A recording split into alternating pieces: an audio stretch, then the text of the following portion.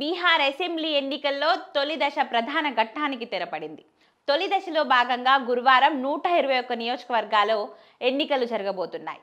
ఈ మేరకు ఎన్నికల సంఘం ఏర్పాటు పూర్తి చేసింది. తొలి దశ ఎన్నికలు జరిగే స్థానాలలో మంగళవారం సాయంత్రం 4 గంటలకు ప్రచారం ముగిసింది. చివరి రోజు ఇటు ఎన్డీఏ అటు మహాగఠబంధన్ అగ్రనేతలు సుడిగాలి పర్యటనతో హోరెత్తించారు. ముఖ్యమంత్రి నితీష్ కుమార్, బీజేపీ ముఖ్య నేతలు, ఎన్డీఏ తరపున ఆర్జేడీ నేత తేజస్వి యాదవ్, కాంగ్రెస్ నాయకులు మహాకూటమి తరపున చివరి అస్త్రాలను సంధించారు. తేజస్వి యాదవ్ 10 లక్షల ఉద్యోగాల హామీతో యువతను ఆకట్టుకునే ప్రయత్నం చేయగా, నితీష్ కుమార్ తనదైన శైలిలో జంగిల్ రాజ్ ను గుర్తు చేస్తూ లాలూ ప్రసాద్ యాదవ్ పాలనపై విమర్శలు గుప్పించారు. బీహార్ ఎన్నికల్లో పార్టీల భవితత్వాన్ని తొలి దశ ఎన్నికలే నిర్ణయించనున్నాయని రాజకీయ విశ్లేషకులు చెప్తున్నారు. ఎందుకంటే ఈ 121 స్థానాలలో ఆర్జేడీ, జేడీయూ బలబలాలు పరీక్షకు నిలవనున్నాయి.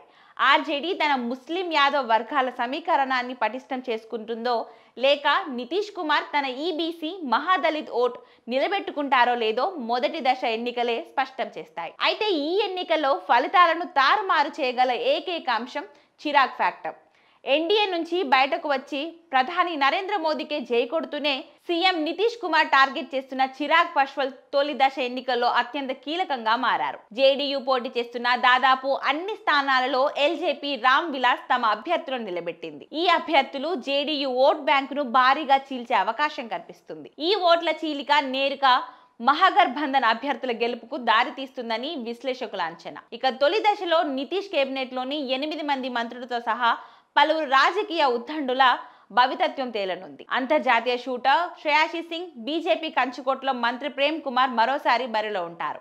అదేవిధంగా మంత్రి రామ్ నారాయణ్ మండల్, మాజీ మంత్రి జయప్రకాష్ నారాయణ్ యాదవ్ ఆర్జేడీ మధ్య పోటాపోటీ నడుస్తుంది.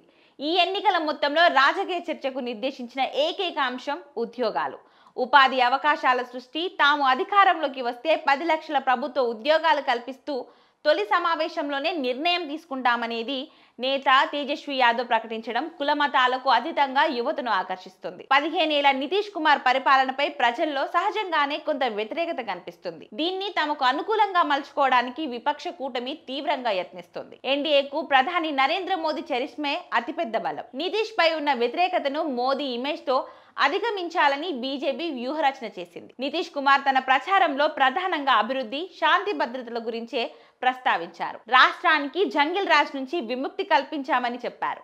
ప్రతి గ్రామానికి విద్యుత్, రోడ్లు, తాగునీరు వంటి సదుపాయాలు కల్పించానని గుర్తు చేశారు. నితీష్ కుమార్ అభివృద్ధి ప్రచారాన్ని తిప్పికొట్టడానికి ప్రతిపక్షాలు ప్రాధాన్యమిచ్చాయి. రాష్ట్రంలోనే పరిశ్రమలు, ఉపాధి అవకాశాలు ఉంటే బీహార్ బిడ్డలు ఇతర రాష్ట్రాలకు ఎందుకు వలస వెళ్తారని ప్రశ్నించాయి. మొత్తం మీద గురువారం నాటి తొలి విడతలో బీహారీలు ఎవరికి జై కొడతారో వేచి చూడాల్సిందే.